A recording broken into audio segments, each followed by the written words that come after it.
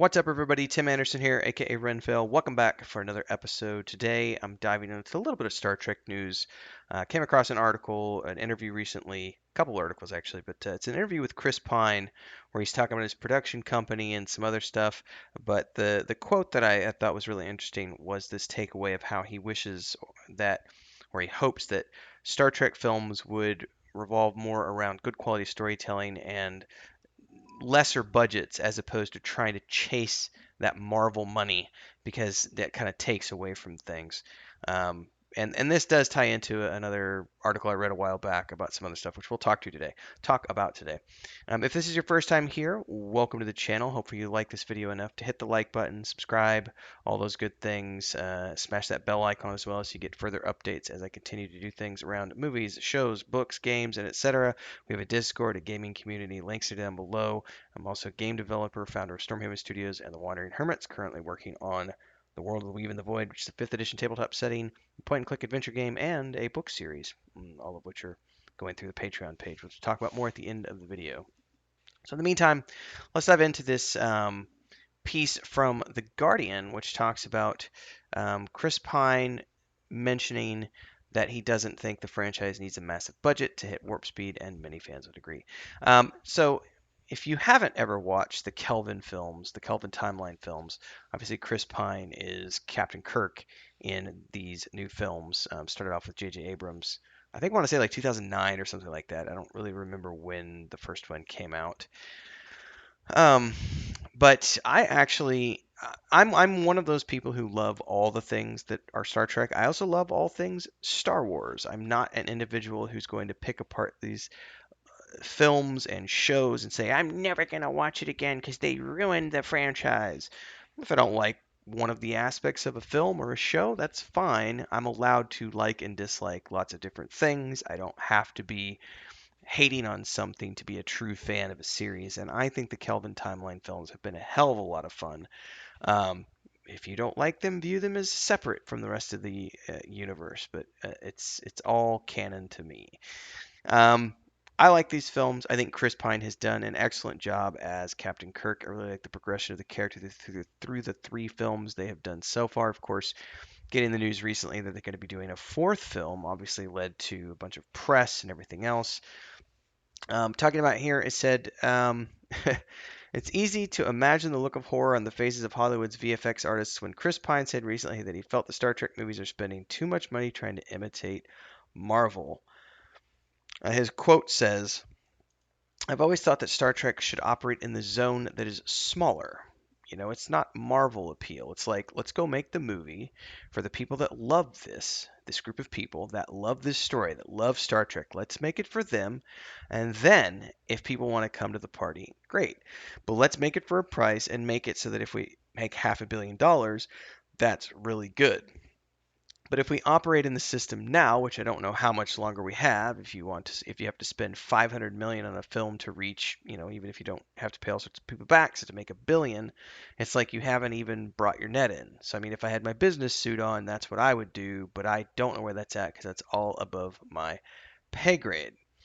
Um, certainly true in the sense that these films have all brought in, I don't believe any of the Star Trek films have brought in $1 billion. And that was one of the reasons when the Star Trek 4 film and the Kelvin timeline started to come together, I don't remember, like 2, 3 years ago.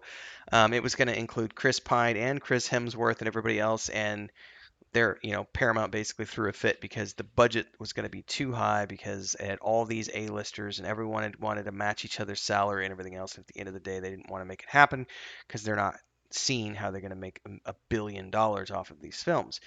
But I like where his head is at in that these films don't need to make $1 billion.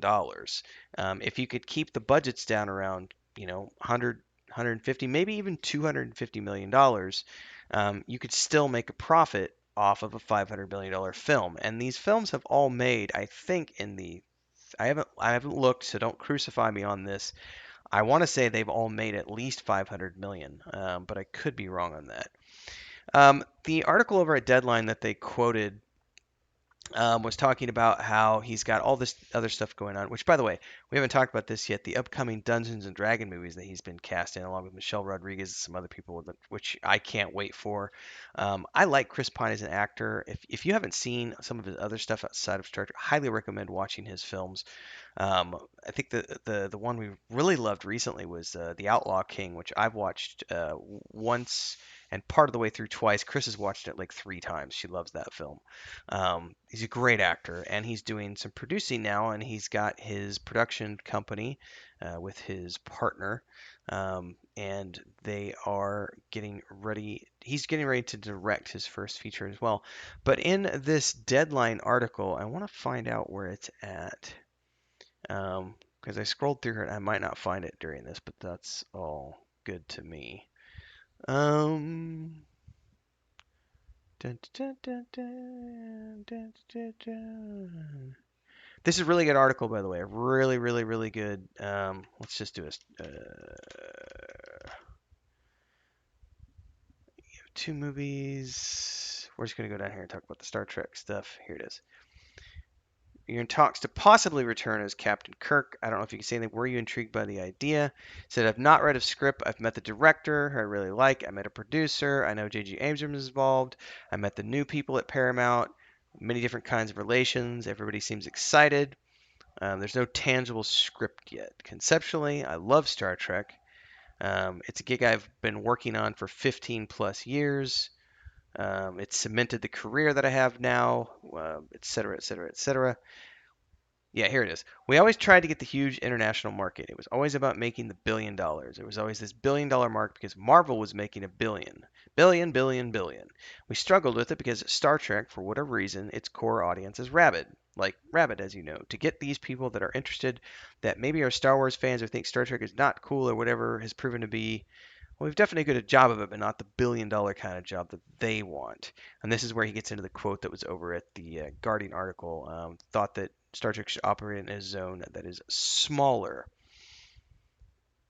Um, so it's a really good. And by the way, this is a hugely in-depth interview, and I really appreciate when an actor takes the time to sit down and dive into something at this level because there's a lot more going on here than just Star Trek. So I would urge everyone, if you haven't already taken the time to read through this interview with Chris Pine. It's about his banner slate, directing debut on The Pool Man, all sorts of other stuff. He's got a ton of projects in the works. The upcoming D&D project. I think you should read it if you have any interest in Star Trek. What's interesting to me is that J.J. Abrams and the rest of Paramount announced they were making a fourth film before they'd even settled in on the cast members because it's all still being negotiated. So it's funny how Hollywood works sometimes. It is what it is. Anyway, I'd love to hear your thoughts on this. Like I said, I like the Kelvin Timeline films. I've watched them, I think, three times all the way through, and I had started a fourth and got interrupted, and I don't remember what interrupted me. But I think they're great films, and I think that for me, they are firmly in there in all things Star Trek that I love, which I love all of it. I'm loving Picard, I'm loving Discovery, I can't wait for Strange New Worlds. I like the original, I like Next Generation, love Deep Space Nine, I love Voyager, I like Enterprise, I like all of them. It's all Star Trek, it's all good fun, it's all good TV. And personally, I can't wait to see Chris Pine and the rest of the crew back. Coming in for a new Kelvin timeline film would be awesome. Hopefully, it comes to pass. And this is the point where I say, if you liked the video, don't forget to smash that like button, subscribe to the channel, hit the bell icon so you can continue to get updates like this in the future. And don't forget, you can join our Discord. The links are down below if you want to come hang out with us in our gaming community. And if you want to support the channel, you can join as a member, or you can head over to the Patreon page for the World of the Weave and the Void, which is patreon.com/wandering hermits, where my wife, my brother, and I are building that game world out. It's a 5th edition tabletop setting with the books coming out in June and a Kickstarter for the hardback books coming out later this summer. There's a point and click game like King's Quest, which is already out. If you want to play the demo, you can get that through the Patreon page, and that the full game is going to be out later this year. And there's also the book series like Dragonlance, which is being published twice a month, chapter wise, over on the Patreon page. So hopefully, we'll see you there and in Discord, and definitely in the next episode here on YouTube. Until next time, everybody, stay safe and happy viewing.